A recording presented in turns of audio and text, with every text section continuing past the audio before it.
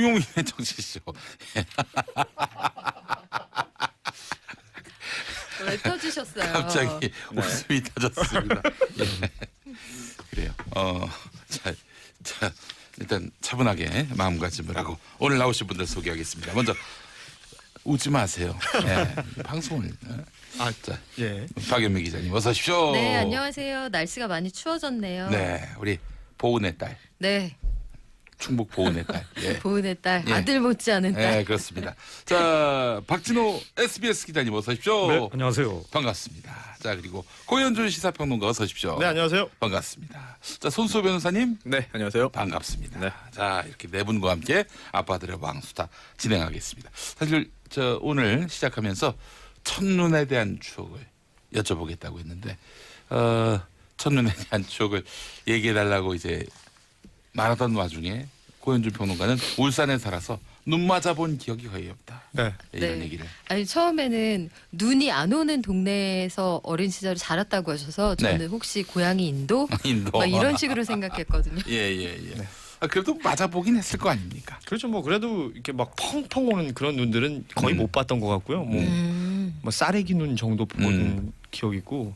그러니까 나중에 이제 울산 떠나고 나서 울산에 네. 한번 큰 눈이 왔었던 적이 있었나 봐요. 예. 그러니까 지금도 뭐 부산이나 울산 그쪽 지역은 눈이 조금만 와도 거의 도로가 마비되거든요. 그렇죠. 별 대비를 안 하니까. 그렇죠. 예. 그래서 제가 알기로는 제 동생이 얼마 전에 저 월동 준비한다고 자동차 체인을 샀대요. 근데 그걸 어떻게 치는지 몰라요. 지금. 한 번도 못 네. 봐서. 예, 그렇습니다. 근데 뭐 체인을 달 정도로 눈이 와야 그러니까요. 뭐 사실 쓰임새가 있는 건데. 그러니까 이게 눈이 오면 체인을 어떻게 하고 어느 정도 눈에서 해야 된다는 그 사전 지식이 없으니까 눈이 조금만 와도 체인을 하는 거예요. 그럼 오히려 더 불편하죠. 그렇죠. 네. 그렇습니다. 알겠습니다. 그 첫눈의 추억이 체인이네요, 체인. 네. 체인이군요. 네. 알겠습니다. 감아버리고 싶습니다. 아 체인으로? 예, 네. 체인으로. 자, 박연미 기자님. 네, 안녕하세요. 보은엔 눈이 왔죠? 눈이 올 때 굉장히 많이 오는 편이에요. 네. 그래서 저희는 눈이 많이 올 때는 이게 쓸다 감당이 안 되고 또 네. 나중에는 할머니 혼자 계시게 돼서 눈이 많이 오면 동네 할머니들이 경로당에 다 모이세요. 혹시 이제 뭐 밥 해 드시거나 이런 데 어려움이 있을까봐 화장실이 또 집에서 멀잖아요. 예, 외양간 예. 쪽에 있으니까. 예. 외양간. 요즘에는 집 안에 생겼어요. 오. 만들었는데 전에는 외양간 옆에 화장실이 붙어 있어서 화장실 못 가실까봐 경로당에 모여 계시곤 했습니다. 아, 그렇군요.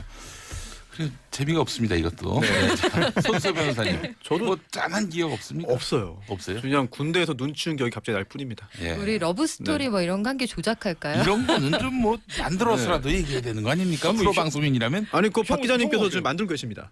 박 기자님 마지막 아, 희망. 저는 저한테 안 물어보셨으면 했어요. 사실. 알겠습니다. 예, 저는 저 강원도 속초에서 한 1년 정도 근무를 한 적이 있었어요. 직장 생활을 네네. 하고. 아, 이 속초의 눈 상상이 됩니까? 아침에 딱 나왔는데 딱 엘리베이터 내려서 보니까 세상이 그냥 하얘요. 문을 딱 여니까 눈이야. 갈 수가 없는 거야. 아, 눈 때문에 문이 안 열려야 재밌는 그래서 건데. 2층으로 가서 창문을 넘어가지고 그래서 가야 하나 이런 생각이 들 정도로. 이 첫눈이라는 게 이게 바쁜 일상 속에서 오늘이 첫눈 오는지 모르고 있다가 네. 그렇죠. 눈이 딱 왔을 때 그 맞았을 때, 느낌이 중요한 건데 네. 같은 경우는 뭐 방송국에서 기자 생활 한 20년 넘게 하니까 예. 맨날 기상센터에서 다 알잖아요. 네. 뭐 오늘 온다, 내일 온다. 네. 그러니까 그런 좀 신선함이 없는 거. 알겠습니다. 첫눈의 추억은 죄송합니다. 건조한 부실하다. 사람들. 이것도 오늘 확인하게 됐습니다. 실패네요. 오늘. 네, 그렇습니다. 그래서 시작부터 제가 웃었습니다. 아, 이거 그나마 제가 실수를- 젊은 편인데 예, 저조차 없네요. 예. 그 눈 올 때 뭐 무슨 저기 네. 사귀는 분하고 뭐 네. 뭐 어딜 걸었다 이런 것도 없습니까? 글쎄요, 별로 없는 것 같아요 저는. 네. 알겠습니다. 그래요. 뭐 그냥 넘어가겠습니다. 예. 시작부터. 방송이 이렇게 첫눈 가지고 이렇게 재미없게 네. 얘기하는 방송이 어디 있습니까 이게? 아, 그래요. 그 우리 고현준 씨가 하는 방송보단 재밌습니다. 아우 제가 하는 예. 방송 되게 재밌어요. 재밌어요. 난리 나요 거기는. 듣다가 졸아서 제가 부딪힐 뻔했습니다. 어디 전봇대를 부딪힐 뻔했어요. 자, 어제 민주노총이 총파업을 했고 정부와 노동계가 요즘 사이가 무척 안 좋습니다. 이런 표현까지 나왔다면서요. 늑대가 갔더니 여우가 왔다. 뭐 이런 식으로. 예. 아, 이거 굉장히 이건 뭐 날을 세웠다고 볼 수밖에 없는데 탄력 근로제가 가장 큰 쟁점인 거죠, 박진호 기자님. 어제 사실 민주노총 집회가 규모가 좀 컸어요. 파업 참여 인원이 한 9만 명 넘었고 또 여의도 국회의원만 한 1만 명 정도 조합원분들이 오셨거든요. 그래서 어제 우리 중계차도 막 돼서 중계하고 그랬는데 사실 어제 이제 좀 눈여겨볼 부분은 청와대 분위기였어요. 그래서 막 근데 청와대 분위기는 애써서 어제 집회 얘기를 좀 많이 언급 안 하고 회의에서도 좀 애써 좀 차분한 분위기 이런 거를 보여줬는데 그만큼 이게 이제 핵심 지지층과의 갈등이 좀 달가운 일이 아니고 그런 부담을 좀 느끼고 있는 것 같기도 하고 다만 이제 반대로 생각하면은 지금 민주노총의 이제 총파업이나 또 사회적 대화에 이게 불참하는 노동계 모습이 좀 여론의 면에서는 별로 이제 공감하지 않는 분들이 좀 많기 때문에 정부 입장에서는 약간 요 부분에 좀 희망을 걸면서 뭔가 이제 과거처럼 이렇게 주고받는 식의 거래는 하지 않고 좀 이제 명분을 지키면서 대화를 하겠다 이런 이제 생각을 좀 보여주려는 그런 느낌이 있는 것 같습니다. 그래요. 탄력 근로제. 탄력 근로 시간제입니다. 그래서 이제 이게 쉽게 말하면 말 그대로 탄력적으로 일한다는 거예요. 그러니까 주 52시간 체제에서는 지금 일주일에 근로 시간이 무조건 52시간을 넘으면 안 됩니다. 그런데 기본이 40시간이고 이제 12시간 초과 근무가 가능한 거거든요.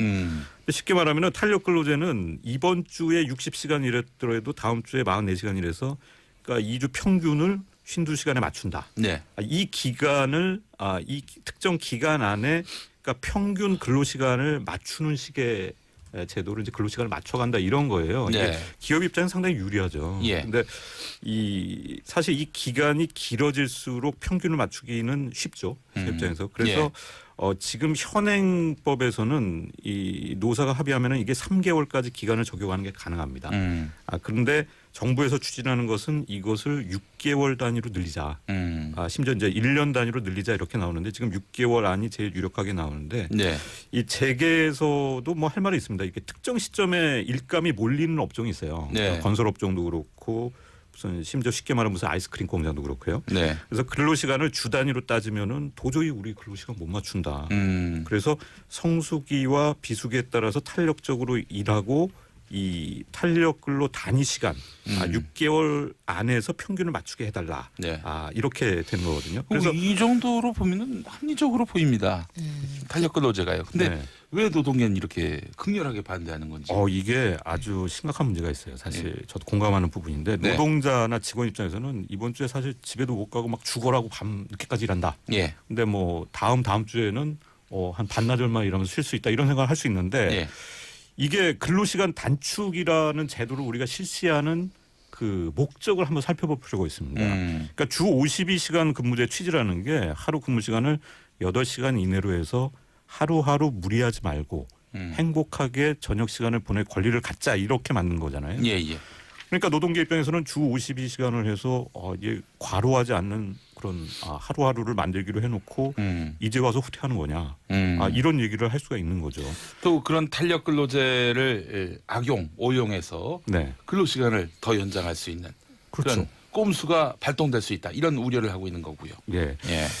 사실 이게 살펴볼 것이 하나 있는데 사실 우리 정부죠. 고용노동부가 뇌심혈관 질환 직업병을 판단할 때 기준으로 삼는 이 과로의 조건이 있어요. 이게 4주 동안 일주일 평균 64시간을 일했던 경우 이게 이제 과로로 인정될 수가 있는데 이 얘기는 현재 적용되는 이 3개월 단위의 탄력 근로제에서도 이 과로사 판정이 나오는 이 근로자 사망의 조건으로 일을 시키는데 법적으로 문제가 없다는 얘기거든요. 그러니까 우리나라처럼 이제 유럽 같은 경우에는 최소 연속 휴게 시간이라는 게 있어요. 그런데 이렇게 과로하게 되면은 얼마 기간을 의무적으로 쉬어야 된다 이런 규정도 있는데 우리는 아직 이런 규정이 없기 때문에 결국은 이 탄력 근로제가 상당히 과로를 유발할 수 있다는 노동계의 주장은 상당히 좀 설득력이 있는 거죠. 알겠습니다. 이 탄력 근로제를 확대하면은 근로자 임금이 줄어든다. 뭐 이런 말도 있던데 맞습니까? 네, 이게 뭐 여러 언론에서 이제 분석 기사를 내는데 사실 맞습니다. 임금이 줄어들 수 있습니다. 예를 들어서 2주 단위로 탄력 근로제를 실시한다고 치면은 업무량이 이제 일이 많은 첫째 주에 58시간이라고 다음 주에는 46시간이라서 2주 동안에 이제 평균 법정 시간을 맞출 수가 있죠. 근데 문제는 이 연장 근로 가산 수당이 없어질 수 있다는 거예요. 이 탄력 근로제 단위 기간이 만약에 2주에서 1개월로 늘어나면은 한 주에 이 40시간을 초과해서 일한 시간 이 그러니까 52시간 이하에 대해서는 이 통상임금의 150%를 줘야 되는 가산 수당을 받지 못할 수 있다는 거죠. 그래서 2주 동안 58시간씩 일했더라도 나머지 2주 동안 또 주 22시간씩 일하면은 40시간 평균이 맞춰지기 때문에 회사 입장에서는 너네 결과적으로 보면은 근무 시간이 다 평균대로 일한 건데 연장 수당을 왜 줘야 돼? 뭐 이렇게 나올 수가 있는 거잖아요. 예, 예. 그래서 임금이 줄어든다. 이거는 이제 정부에서도 어느 정도 인정한 부분인데 다만 정부에서는 이러더라도 이 해당 기업에서 노사 간 합의를 통해서 뭔가 임금을 이제 보완해 줄 수 있는 대책을 세우면 되는 게 아니냐 이렇게 나오고 있습니다. 예. 알겠습니다. 사실 문재인 대통령 정부는 친노동 정부라고 불릴 정도로 노동계와 그동안 관계가 원만했다. 다른 정부에 비해서. 그렇죠. 근데 지금은 노동계가 등을 돌린 것 같은데 그래서 노동계하고 지금 완전히 불구대천의 원수지간이 된 건지 아니면 노동계가 어떤 협상력을 강화하기 위해서 지금 센 모습을 보이려 하는 건지 어떻게 제 보세요? 개인적인 느낌으로 보면은 지금 뭐 완전히 깨진 건 아니에요. 예. 완전히 깨진 건 아니고 양쪽이 서운해요 지금. 양쪽이 서운한데 예.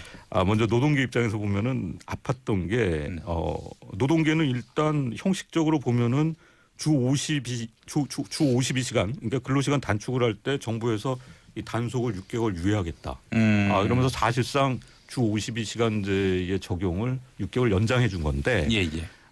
그리고 또 노동계에서는 정부가 이른바 그 중복 수당이라는 걸 폐지할 때도 그냥 가만히 있었어요, 사실.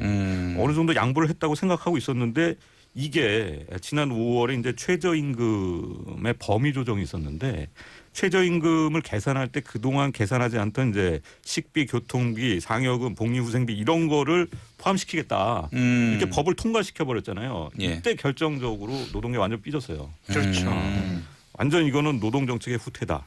그런데다가 지금 또 탄력 근로제를 확대하겠다 그러지. 또 지금 국회에서는 이른바 최저임금을 적용할 때 업종별, 규모별, 지역별로 뭐 차등 적용하는 방안까지 논의를 하고 있거든요. 그래서 이게 뭐 처음에는 뭐 친노동 정부라더니 이게 정책 다 후퇴하는 거 아니야? 이제 이런 서운함이 있는 거고 정부 네. 입장에서는 사실 문재인 대통령이 취임 초기에 인천공항공사를 방문해서 예.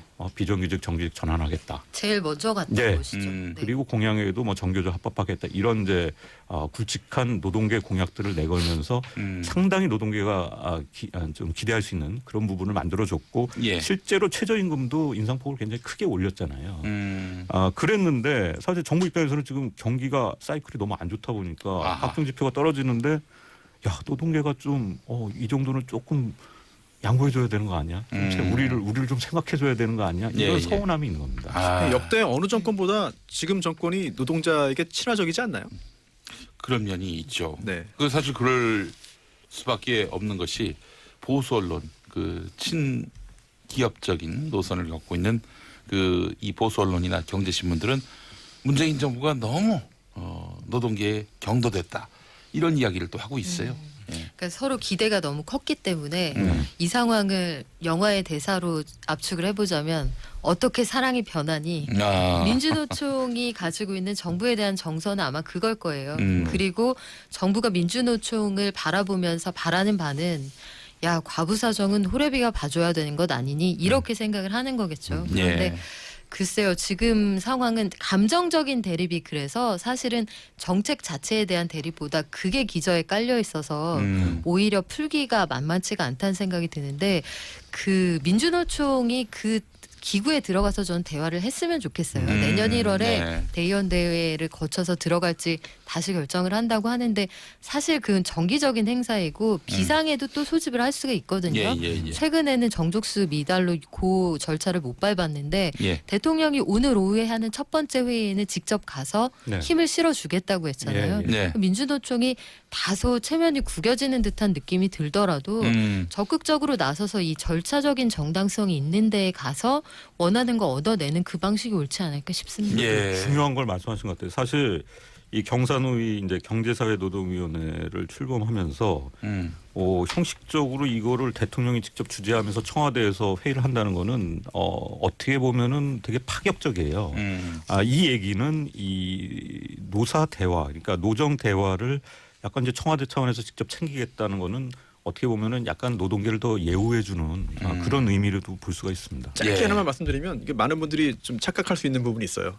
지난 대선에 민주노총이 공개적으로 대선 후보 지지 선언을 했거든요. 예. 문재인 후보 지지가 아니었어요.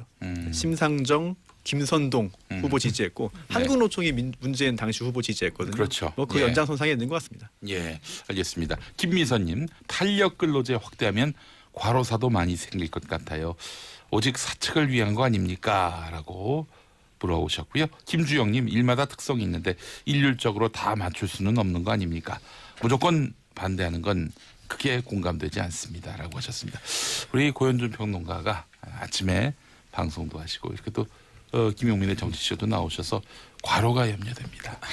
전혀 푹 쉬라고 하시는 건가요? 네. 전혀 과로가 아니고 저는 하나만 해야 되지 않겠는가 하는 지금 그런 이제 이 생각이 노동계의 이야기를 할 때마다 드는 생각이 이 중간에서 이 노동계와 어떤 정부 간의 그 이간질하는 세력들이 있는 것 같아요. 제가 보기엔 최근에 어떤 보수 언론들의 뭐 논조나 이런 것들을 보면 그 촛불 들어서 이 정권 탄생시켜줬더니 이 정권이 우리를 탄압한다라는 식의 문장들이 계속해서 보이고 있거든요.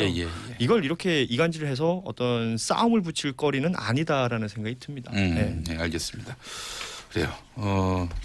과로는 아니신 거죠? 저요? 네. 괜찮습니다. 알겠습니다. 형보단 제가 누가 봐도 건강해 보여요. 아주 건강합니다. 아주. 그럼 제가 오후에 바로 퇴근하시면은 평균 근로 시간을 맞추는 건가요? 평균 근로 시간 뭐 저 같은 경우는 프리랜서니까요. 근로자가 아니야. 근로 시간이라기보다는 뭐 저의 어떤 삶을 위해서 모든 시간을 투자하고 있다 이렇게 봐야겠죠. 자영업자가 일은 더 많이 할 수도 있습니다. 새벽에 일을 시작하면 많이 필요할 텐데. 괜찮습니다. 그렇습니까? 일찍 잡니다. 알겠습니다. 지금 피곤한 걸로 내몰리고 계신 건가요? 제가 봤을 때 형이 훨씬 더 피곤해 보여요. 피로 사회는 우리가 극복을 해야 지금 됩니다. 다크서클 경쟁하는 거예요? 워라벨이 필요해요. 워라벨. 워라벨이 뭐의 약자입니까? 워라벨. 모르십니까? 예? 앞으로 무슨 거예요? 단어를 얘기할 땐 좀 알고 썼으면 좋겠습니다. 그래요. 워크 앤 라이프 밸런스. 수수 우리말 아니었습니까? 알겠습니다. 자, 홍준표 자유한국당 전 대표가 나 홍준표의 말이 옳았어요. 이러면서 복귀를 했습니다. 변희봉 씨 같은데요? 약간 변희봉. 당신까지 그럽니까? 당신이야말로 워라벨이 필요합니다. 저는 필요 없습니다. 밤낮이 없어요. 밤낮이 너무 많이 출연해. 저는 일이 좋아요. 진짜 얼굴이 너무 작아지셨어요. 원래 작았는데 정말 소멸되기 직전이에요. 그래요. 알겠습니다. 코하고 눈만 남았어요. 자, 그나저나 홍준표 전 대표 이제 청계에 돌아왔다. 이게 정말 너무 많은 분들이 반기고 있어서요. 반기고 있어요. 저도 굉장히 기대됩니다. 저도 TV 홍카콜라 개국을 하게 된다면 첫 방송을 반드시 볼 겁니다. 그래요. 일단은 국민 절반 이상이 지방선거 때 홍준표 말이 옳았다라는 지적을 했기 때문에 내가 돌아올 명분은 만들어졌다라고 이제 홍준표 대표가 이제 다시 소위 말하는 현실 정치에 돌아오겠다 이렇게 얘기를 했는데요. 여기서 제가 주목했던 게 그 미국 갔다 오셔서 그런지 영어를 쓰셨더라고요. 프리덤 코리아를 통해서 네이션 리빌딩 운동을 펼쳐나가겠다. 그래요.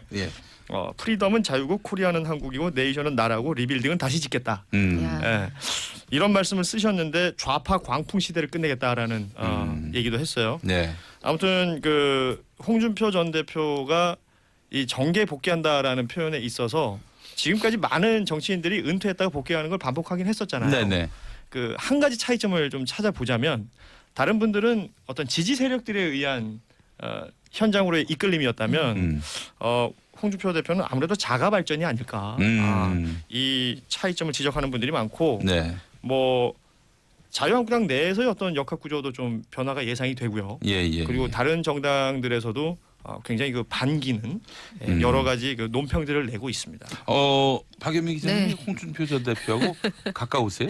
예전에 정치부에 있을 때 이제 그 방하고 친해서 뭐 몇 번 밥도 먹고. 근데 그때는 지금하고 좀 많이 달랐어요. 그러니까 그때 홍준표 전 대표가 갖고 있었던 이미지는 뭐냐면 사석에서 만나면 굉장히 재미가 있었어요. 아이 그 재밌어요. 유쾌한 그리고 뭔가 이렇게 현실에 대한 그때는 이분이 현재의 자유한국당 안에서 비주류였거든요. 그렇기 때문에 약간 일선에서 조금 물러나 있으면서 또 위트가 있고 여기 사석에서 나눈 그 전할 수 없는 그런 개그 같은 것들이 전할 수 없는 개그. 왜 못 전합니까? 큰일 나나요 전하면? 그런 센스 있는 그런 네. 것들이 이렇게 사석에서 되게 재밌는 그런 에피소드들이 있었고 나름대로 어떤 관도 있었거든요. 그런데 세월이 지나면서 이제 그 너무 한쪽으로 경도되는 이런 모습들이 세월이 많이 변해서인가 아니면 이분의 생각이 달라져서인가 고민하게 되는 부분도 꽤 많았습니다. 저 인터뷰도 몇 번 했었고요. 예. 네. 저는 뭐 식사도 같이 한 적이 네, 있었어요. 네, 저도요.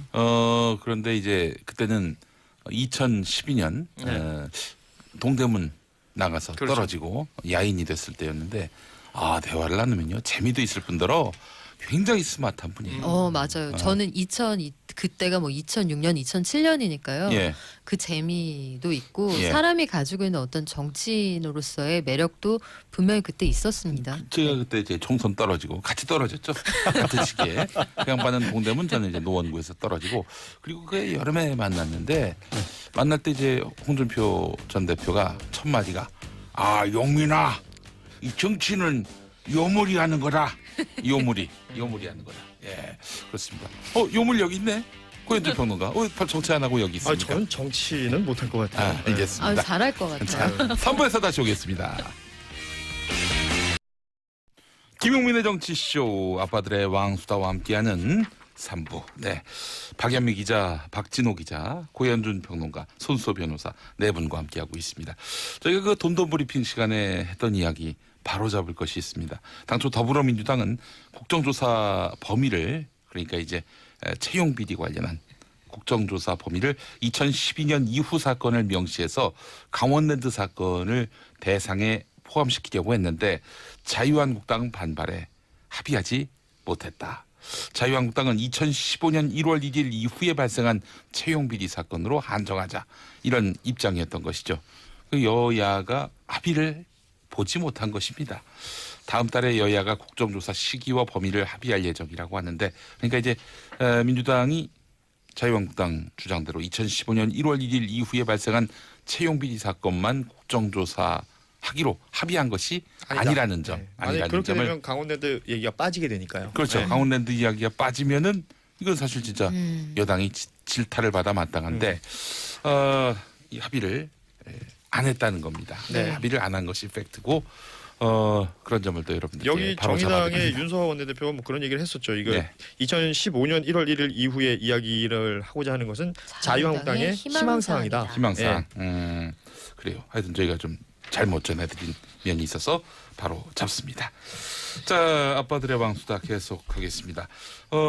홍준표 대표 이야기까지 해봤고 골프장 동영상 네. 정보지. 어제 하루 종일 실검 1위였습니다. 네, 그렇죠. 네, 이게 무슨 동영상입니까 이게? 저는 사실 못 봤어요. 못 봤는데 주변에 아주 많은 분들이 이미 보신 것 같아요. 네. 그리고 또 이 관련된 글도 굉장히 많이 올라오고 있고 또 신문 기사도 나옵니다. 네. 유명 이제 금융회사에 일하는 그런 고위 이제 그 임원이 네. 예전에 그 골프장에서 대낮에 대놓고 예. 성관계를 가졌다. 대낮에? 네. 가보는 앞에서. 네. 그러니까 카트 주변에서 카트를 카트를 세워놓고 네. 어쨌든 거기 뭐 영상 네네. 보셨는데요? 아니 그게 그렇게 기사들이 좀 나오는데 그 영상은 볼 수 없고 보시면 안 돼요. 그게 다 삭제가 됐고요. 뭐 일부에서는 뭐 좌표를 찍어 달라는 등 이런 말이 나오는데 그러니까 이거 서로 전파하는 네, 거예요. 그렇게 네. 하시면 그 다 불법입니다. 아니 기사에 지금 박 기자님 말씀하신 그 장면의 사진은 있었어요. 네, 그래서 신문 기사에도 묘사도 워낙 네. 상세하게 되어 있는 기사들이 많아가지고. 네, 그래서 성관계의 당사자로 지목된 인물이 있는데 그 인물이 나 너무 억울하다. 나 아니다. 나 그런 일 없다. 그래서 이 경찰에 고소를 했습니다. 네. 네, 그래서 경찰이 이제 수사를 시작을 하는 상황으로 지금 가고 있죠. 그렇군요. 자, 그렇다면은 이렇게 신상이 대대적으로 공개되다 보니 그 피해를 어떻게 주워 담을 수 있을지 참 여러 가지로 주목됩니다. 수사는 어떻게 진행되고 처벌된다면 네. 어느 수위까지 가능한지. 이게 영상을 공개한 거잖아요. 예. 그리고 또 이게 여러 가지 행위를 다 쪼개서 봐야 돼요. 하나하나 개별적으로. 예, 그래서 예. 일단 촬영을 누가 했나? 촬영은 동의를 받고 한 건가? 동의를 받고 있겠어요. 네. 예. 근데 아니, 근데 그럴 수도 양진호 있어요. 같은 사람이 있을 수 있겠죠. 아니 그럴 수도 있어요, 정말. 네. 예. 왜냐하면 그 사진을 통해서 당시 영상을 좀 한번 상상을 해보면 촬영 상황을 예. 이게 몰래 찍은 영상이 아닐 수도 있어요. 어떤 특정한 목적에 의해서 네. 촬영이 됐을 수도 있고 예. 그 후에 그 영상을 결국은 누군가는 유포한 거잖아요. 그 유포한 행위에 대한 법적인 그런 그 평가도 있어야 되고요. 그리고 또 영상이 유포되면서 그와 동시에 또는 그와 별개로 또는 그와 함께 그 영상 속의 남성이 누구다. 예. 여성은 누구다. 이렇게 적시해서 지목을 하고 널리 그 퍼뜨린 사람도 있거든요. 아하. 그건 또 영상과 별개의 또 잘못이 될 수 있어요. 예, 예. 그래서 다양한 그런 범죄 가능성이 지금 현재 남아 있는 거죠. 그래요. 또 한번 또 논란이 될 만한 그런 사건이 발생했는데 어떻습니까, 기자님? 이런 그 정보지를 누가 어떻게 만드는지 목적이 뭔지 너무 궁금하고 기자들 사이에서는 이런 것들이 공유가 되고 있는 건지 남들보다는 정보를 많이 갖고 있을 것이다라는 그런 추정을 또 할 수 있는 거 아니겠어요? 글쎄 뭐 그 소위 정보지라는 것이 생산이 되는 과정에 예. 뭐 여러 가지 설이 있습니다. 사실은 정확한 제작 과정을 보지 못했기 때문에 알 수 없는데 언론사나 기업들이 가지고 있는 정보 보고가 데일리로 있거든요. 예, 예. 이런 것들을 취합해서 그 시대 상황이나 돌아가는 형국에 맞춰서 얘기가 되게끔 스토리를 구성한다. 여기까지는 추측을 해볼 수가 있고요. 네. 이걸 정기적으로 구독하는 집단과 이거 만들어서 돈을 받고 파는 집단이 있다. 이거는 뭐 익히 알려져 있는 내용이죠. 그 정보지에 올라온 내용들 기자들은 한 몇 % 정도 신뢰합니까? 글쎄요. 저는 한 반 이상은 과장됐거나 좀 예. 왜곡된 부분이 있고. 그럼 절반 가까이는 진실이다? 아니요, 그 절반도 내용을 보면은 사실 중요한 내용은 별로 없고 다 알려진 내용이 한 반 정도 돼요. 기사를 요약했다든지. 예. 근데 제일 중요한 건 이제 마지막 줄이나 이제 첫 문장인데 예. 보면은 그런 거를 이제 팩트로 보기가 상당히 어렵고 사실이 아닌 경우가 많은데 제 경험 보면은 이제 특히 금융기관들의 인사철에 네. 이제 금융기관 수장이나 뭐 은행장 이런 인사를 할 때 과거에도 그렇고 뭐 요즘에도 어쩔지 모르겠지만 예, 예. 이 정권 차원에서 많이 개입을 합니다. 그 인사에. 예, 예. 근데 그 인사를 할 때 보통 이제 그분의 뭐 평판 이런 거를 이제 굉장히 이제 유심하게 관찰을 하거든요. 예, 예. 근데 거기에 영향을 주기 위해서 그 경쟁자 쪽 그 파트에서 일부러 이제 좀 비방 허위 정보를 이제 그 정보지를 통해서 흘리는 경우가 꽤 있었어요. 아하. 예. 제가 보기에는 어제 건도 뭔가 이제 이분한테 무슨 원한이 있거나 아니면 뭐 좀 그런 배경이 있지 않을까 하는 좀 추측을 해보게 되는데 사실 이제 지금은 많이 사라진 걸로 제가 느끼고 있는데 예전에는 이 심지어 국가기관까지 관여해서 약간 뭐 언론사도 있고 좀 금융사도 있고 기업체도 있고 해서 이런 이제 정보를 수집하는 담당 직원 그런 역할을 하는 분들이 있었어요. 있었죠. 예. 네. 근데 그분들이 모여서 정보를 이제 서로 교환하면서 취합을 하는 그런 관행이 발전된 게 이제 정보지인데 예. 사실 보면은 그 당시에는 뭔가 이제 최고 경영자나 그 조직의 수장에게 그런 이제 한간의 루머들을 정리해서 이렇게 보고하는 그런 기능까지 있었어요. 예, 예, 아마 예. 그런 것 때문에 이런 지라시가 좀 활성화되지 않았었나. 아하. 이렇게 할 수 언론이 불신받는 시대에는 사실 이 정보지들이 굉장히 또 많이 또 힘을 네. 얻고 또 회자되고 그렇지 않습니까? 그럴 수 있죠. 꼭 정보지가 아니더라도 예. 저도 그 예전에 그 정치권에 계셨던 분한테 들은 이야기인데 이제 유력 정치인들이 예. 또 이제 그 휘하에 여러 그 정치인 또는 정당인 또는 정치인 지망생들이 있잖아요. 네, 네. 그 당시는 뭐 벌써 수십 년 전입니다만 예. 그런 정보를 좀 취합을 해서 자체적인 정보를 예. 모아서 그 이른바 그 개파 보스죠. 보스에게 이제 정보 보고를 매일매일 하는 예. 그런 임무가 있었다. 예. 그래서 거기에서 두각을 나타낸 사람이 발탁이 돼서 굉장히 빠른 속도로 이제 정계에 입문하고 예. 또 이제 요직에 오르기도 하고 그런 이야기를 그런 경로를 통해서 직접 그 정계에 입문하고 또 상당히 큰 성과를 낸 정치인이 직접 이야기를 하더라고요. 뭐 소위 얼마나 빠릿빠릿하느냐를 그런 것들을 통해서 네네. 보던 시절이 있었는데 사실은 정보지의 신뢰도라는 게 뭐 예. 100개 중에 한두 개 맞을까 말까인데요. 실제로 어떤 일이 있었냐면 관가 인사철에 어떤 분이 되게 중요한 자리로 갈 거다 이 노미네이트 후보가 된 분이 있었어요. 근데 이분이 그 예전에 이제 정보기관들이 관에서도 뭐 대관 업무를 하는 그런 분들이 있었잖아요. 그러니까 본인이 승진이 유력하다 이런 입소문이 어떻게 나는지 한번 확인해 보려고 본인이 차를 팔고 내가 승진해서 어디로 갈 거기 때문에 무슨 준비를 하고 있다는 얘기를 본인이 한번 흘려봐요. 그런데 이게 정확하게 3시간 뒤에 점심 먹고서 담배 피우는 시간에 그 사람들 사이에서 그 사람들을 통해서 아유 당신 승진한다며 3시간 만에 그게 자기한테 돌아오더라는 거예요. 그러니까 이게 사실 신뢰도가 그렇게 높다 보기는 어렵습니다. 요즘에는 이제 언론사들도 기자들이 취재한 내용, 그러니까 취재 정보를 공유하는 그런 방에서 이렇게 직접 뭐 마우스를 이렇게 드래그를 해갖고 이 복사가 안 되게 다 시스템을 해놨어요. 그런 것들이 이제 과거에 그 내부에서 좀 취재 중인 정보들이 밖으로 많이 흘러나가서 그런 경우가 몇몇 언론사에서 있었기 때문에 그런 이제 뭐 방지 장치들을 할 정도로 최근은 이 지라시에 대한 그런 경각심이랄까요? 이런 게 좀 높아진 상황이라고 볼 수 있겠습니다. 아 그래요. 그분이 누구라고요? 좀 만나서 한마디만 좀 해달라고. 뭐라고요? 고현준 씨가 조만간 정계에 입문할 거야. 이런 이야기를 한번 슬쩍 흘려가지고. 아이고 안 다뤄주실 거. 이게 저 이렇게 자꾸 정치쇼가 가짜 뉴스를 생산하면 안 됩니다. 그래요. 알겠습니다.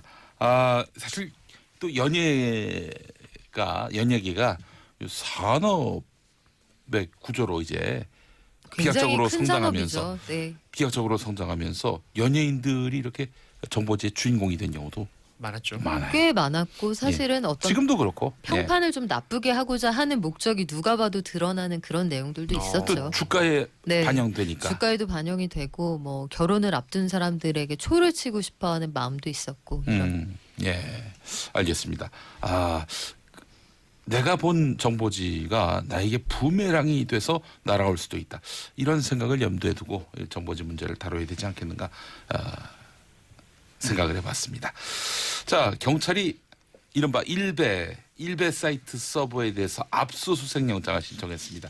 일베 사이트의 여친 인증이란 제목으로 여성의 노출 사진이 다소 올라왔는데 이거 정말 근데 저는 이런 생각이 듭니다. 이렇게 말썽이 많고 또 말썽이 그냥 뭐 다른 말썽이 아니라 범죄 아닙니까? 범죄에 해당하는 이런 말썽이 일어나는 곳은 특별한 관리가 필요하지 않겠는가? 아예 폐쇄하는 걸로 해가지고 어떤 그런 교훈으로 삼을 필요가 있지 않겠는가 하는 그런 생각도 해봅니다. 네, 그래서 뭐 관련된 국민청원들 꾸준히 올라오고 있는 상황이고 의견들이 많은데요. 여기만 문제는 아니고 대표적으로 문제가 되는 몇 가지 사이트들이 있습니다. 소위 남성, 여성 혐오 사이트 이런 것들인데 이게 말씀하신 것처럼 이제 수위를 넘어섰다. 우리 사회가 이걸 감당할 수 있는 수위를 담장을 넘었다는 평가가 많이 나옵니다. 표현의 자유를 보호하는 거 좋은데 이것도 결국은 이 사회 체제를 건강하게 유지하는 선에서 유지가 돼야 하는 거잖아요. 그렇죠. 지금 이 사건을 간단하게 정리를 해드리면요. 그 보수 성향의 소위 여성 혐오 게시글이 많은 것으로 알려져 있는 일베라는 사이트에 지난 19일 새벽부터 여친 인증, 전 여친 인증 등의 제목의 글과 함께 사진들이 마구 올라왔는데 뭐 국내뿐만 아니라 외국 여성들의 사진도 있었고요. 여기에 그 여자친구를 아마도 몰래 촬영한 것으로 보이는 구도가 대부분입니다. 뭐 뒷모습이랄지 아니면 특정 신체 부위를 확대했달지 아니면 자고 있는 모습 이런 것들. 그나마 이제 그 내국인의 경우에는 어설픈 모자이크라도 한 사진들이 더 많은데 외국인의 경우에는 얼굴을 가리지도 않고 올려놓았다는 거예요. 그런데 이게 논란이 커지면서 경찰이 엄정하게 수사를 하겠다는 입장을 밝혔는데 사실은 이 성범죄 아니면 이 사이버 성범죄 이런 것들은 피해자가 도리어 사회생활에 굉장한 어려움을 겪게 되는 그런 상황이 발생을 합니다. 오늘 아침에 보니까요. 한 신문이 5년 전에 헤어진 남자친구가 당시에 촬영한 사진을 올려놨더라 이런 피해자 인터뷰가 나왔더라고요. 그걸 보면서 여기에서는 그러니까 두 가지예요. 한 가지는 그 현실 세계에서 모니터 밖에서 정상적인 방법으로는 본인의 존재감을 확인받기 어려운 분들이 아마도 잘못된 방식으로 본인의 존재감을 과시하는 것 아닌가 이런 생각을 해볼 수 있고 예. 이게 왜 비행 청소년들도 혼자 말고 다 같이 나쁜 짓을 하면 죄책감이나 불안감이 덜어지거든요. 예, 예. 그러니까 일종의 집단 병리 현상이라는 생각도 듭니다. 이거는 남성 혐오 사이트에서 나타나는 여성들이 보여주는 그 극단적인 모습과도 똑같이 뭐 소위 미러링이라고 하는데 예. 똑같이 대칭이 되는 부분이고요. 이거는 이제 그래서 오늘 오전 기준으로 보니까 거의 뭐 한 15만 명이 이거 강력하게 처벌해야 되고 관련 사이트 폐쇄해야 된다 이런 국민청원까지 올려놓았는데 네. 건강한 사회적 토의가 좀 필요할 것 같습니다. 그 최근에 왜 양진호라는 사람이 지금 큰 문제가 되고 있잖아요. 그렇습니다. 이 사람이 저질렀던 여러 가지 그 범죄들 중에 중요하게 봐야 되는 게 바로 이 디지털 성범죄이거든요. 맞습니다. 그러니까 웹하드 업체를 가지고 뭐 필터링 업체까지 실소유하고 마지막 디지털 장의사까지 가지고 있었다는 건데 세상에. 지금 말한 대로 여친 인증이라는 사진이나 동영상을 누군가가 만약에 제가 그 사진에 찍혀 있는 사람이라고 치면 없애고 싶겠죠. 이 없애고 싶어서 이 디지털 장의사라는 곳에 찾아가면 그걸 없애주겠다고 그걸 접수한 다음에 그걸 또 다시 공유를 하는 거거든요. 없앴다가 처음엔 없앴다가 그렇죠. 나중에 다시. 이게 일반적으로 그 여기에 이제 해시코드라는 게 있는데요. 예. 해시코드라는 건 약간만 바꾸면 영상 자체는 어떤 변화가 없는데 법적으로 봤을 때 이제 뭔가 기록을 남길 때는 서류가 달라져 버려요. 예. 그렇기 때문에 이걸 계속해서 반복해서 또 올리고 해서 그들은 피해갈 수가 있는 거죠. 왜냐하면 이 해시코드를 바꾸는 걸 그들이 필터링이라고 얘기를 합니다. 필터링을 해서 또 올린다고 했는데 필터링이 안 된 거죠. 우리 입장에선. 네. 그러면 이 범죄가 계속해서 이어져 갈 수 있는 것이고 지금 이 일간베스트 저장소라는 곳뿐만 아니라 이 사이트에서 벗어나서 또 다른 사이트, 또 다른 커뮤니티에 또 올라갈 수 있는 거거든요. 예. 그러니까 디지털 성범죄라는 게 우리가 너무 단순하게 뭐 요새 스마트폰이나 이런 걸로 그냥 쉽게 볼 수 있어서 네. 쉽게 생각할 수 있는데 이거는 유통 구조에서 디지털만 빼버리면요. 네. 사회 현상으로 이런 게 일어난다는 건 말이 안 되는 거거든요. 네. 이남수님 어느 분 숨소리인지 감기 걸린 분이 계신가 봐요라고 하셨습니다. 적어도 저는 아니군요. 제가 말하고 있을 때였으니까. 예. 저 같은데요? 왜 이래요 대체? 어? 영업 방해를 하고 있어. 아니 방송 분량을 숨소리로 채우면 어떡해요? 그거라도 해야죠. 이거라도 해야 된다. 저는 예. 이 주제를 준비하면서 사실은 왜 그럴까에 대한 고민을 많이 했어요. 왜 그럴까? 왜 그럴까? 예. 뭔가 어떤 행위가 이게 분명히 나쁜 짓이라는 걸 알고 또 한 가지 피해자들이 이 목숨을 끊게 할 수 있을 정도로 그렇죠. 아주 잔혹한 범죄라는 것도 알고 네. 잡히면 처벌받을 수 있다는 것도 알기 때문에 지금 여기에서 그 인터넷에서 주워온 사진이라고 해라 등등해서 예.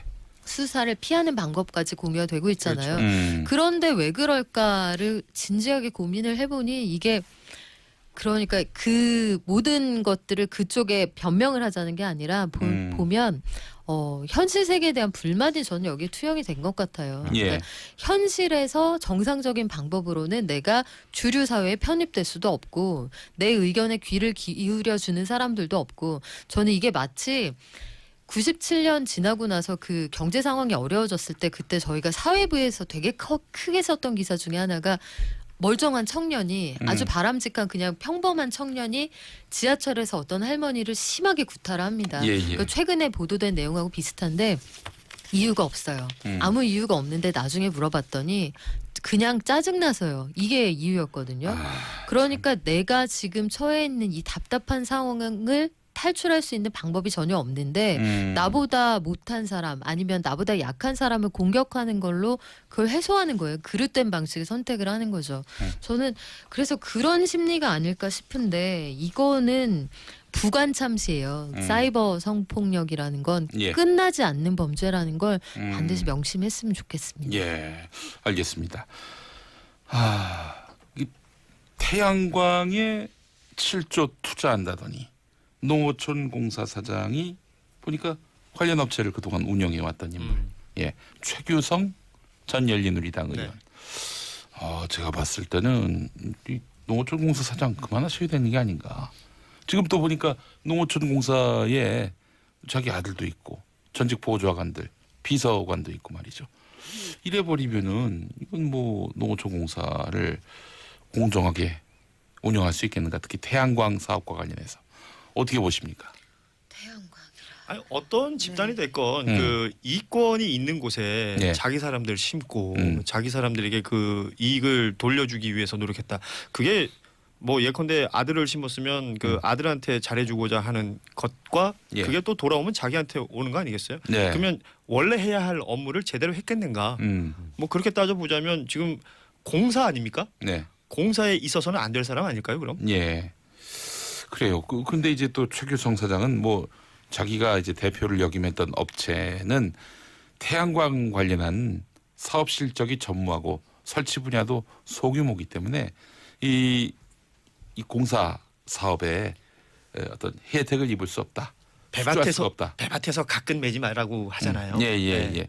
그런데 또 업계에 있었으니까 이렇게 저렇게 또 네트워킹이 돼 있을 거 아니에요. 또 그런 사람들 봐주면은 이것도 뭐 또 다른 비리의 고리가 형성되는 것은 아닌가 충분히 하는 그런 가능성이죠. 예. 판단도 할 수 있는 거 아닌가 싶고요.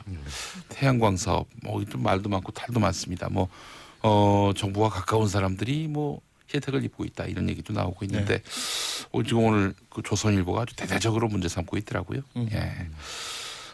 조선일보를 진짜 즐겨 보시는군요.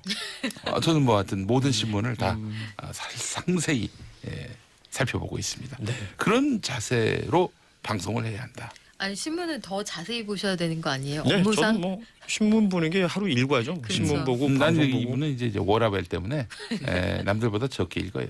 예. 그렇지 않습니다. 그 시간에 자야 되기 때문에 그렇지 취하기 않습니다. 때문에. 제가 심지어 김용민 브리핑이라는 유튜브 방송도 봅니다. 그래요? 그거 보면은 뭐 저기 다 본 거나 다름없네요. 생각해 보니까. 예. 거의 이건 홍준표 전 대표식 어떤 발언이군요. 네. 또 홍준표 대표 얘기하다가 말았어요. 이런 거 돌리는 거 봐. 이런 거친 진행. 아니 근데 저는 네. 그 홍준표 전 대표 컴백한 거를 두고 전원책 변호사가 한마디 네. 한 게 있어요. 네네. 이게 지금 한국당 의원들이 크게 반응이 없거든요. 예.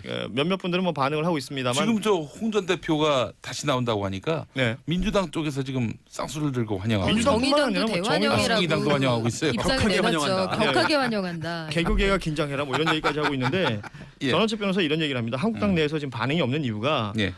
그만큼 개인의 입신양명에만 관심이 있고 무기력해져 있다는 것이다. 이 자유한국당 내가 네. 전 변호사가 최근에 이제 이 당에 좋은 감정이 없다는 건 다른 분들이 다 아실 테고 네. 이렇게 돌려가는 것도 아니고 모두 까버렸다. 제가 보기엔 그렇게 보이네요. 네. 홍준표 대표가 어떤 그림을 그리고 이 정계에 복귀했다고 봐야 할까요? 아마 그 예상을 해보건데 본인이 생각하기에는 소위 말하는 그 보수 대통합의 축이 내가 될 수 있다 이렇게 보시는 게 아닐까 싶기도 해요. 그러니까 손학규 대표를 중심으로 해서 소위 빅텐트가 쳐질 것이다 뭐 이런 얘기도 나왔는데 네. 그러니까 현실의 보수가 지지부진하다고 보는 게 아닐까. 그래서 내가 이 틈을 노려야 한다 뭐 이런 판단이 아닐까 싶은 생각도 듭니다. 내가 또 태권도 도전했었고 보수 정당을 대표해서 나를 중심으로 다시 이렇게 뭔가 재정비가 될 거다. 그렇죠. 내가 메이커 있는 정치인이다 이렇게 아니, 지금 생각할 뭐 수 있죠. 가능성 나오는 게 이제 다음에 있을 전당대회의 그 어떤 친박 세력을 맞대응하는 세력으로 본인이 네. 나오려고 한다라는 그 설이 있고 네.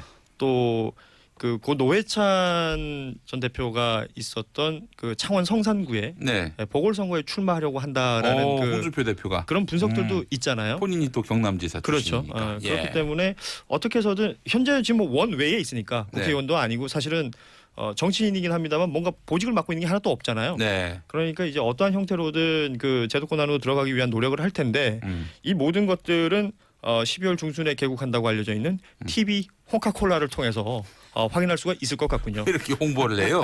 아니 재밌을 것 같아 나는. 예. 예. 알겠습니다. 5224번 쓰시는 분 남자친구가 공무원 시험 준비 중이라서 같이 시사 이야기 나누고 싶어 했는데 김용민의 정치쇼 들으면서 함께 시사 토크가 가능해서 정말 좋습니다라고 해주셨습니다. 그렇죠. 시사 프로라고 다 똑같은 게 아닙니다. 알찬 내용이 담겨있는 시사 프로그램이 있는가 하면 부실하기 짝이 없어서 드러나만 시간 낭비인 프로그램이 적지 않습니다. 적지 않죠. 예. 예. 그런 프로그램은 듣지 프로그램이요. 말아야죠. 프로그램. 프로그램이 전문 용어예요. 네. 그래요. 프로그램. 네. 고현준 씨 미안합니다. 예, 어떤 괜히 부분에서 미안하신 거예요? 매우 미안합니다. 제가 그 얘기까지는 안 하려고 했는데 제가 부실한 프로그램은 듣지 말라고 한 말. 나중에 은퇴하시면 서수남하청일 모드. 예, 알겠습니다. 고현준 씨께 정말 송구한 말씀을 드리면서 저도 형이 잘 됐으면 좋겠어요. 자, 아빠들의 왕수다 이렇게 마무리하겠습니다. 박연미 기자님 수고하셨고 박지동 기자님도 고생하셨고 우리 고현준 평론가님도 수고 많으셨고 네. 손소 변호사님 감사합니다. 오늘 숨소리가 아주 피처링으로 최고였습니다. 봄, 여름 ASMR이었어요. 아 그래요? 예, 봄, 여름, 가을, 겨울에 브라보 마이 라이프 잠깐 듣고 저희 4부에서 다시 오겠습니다.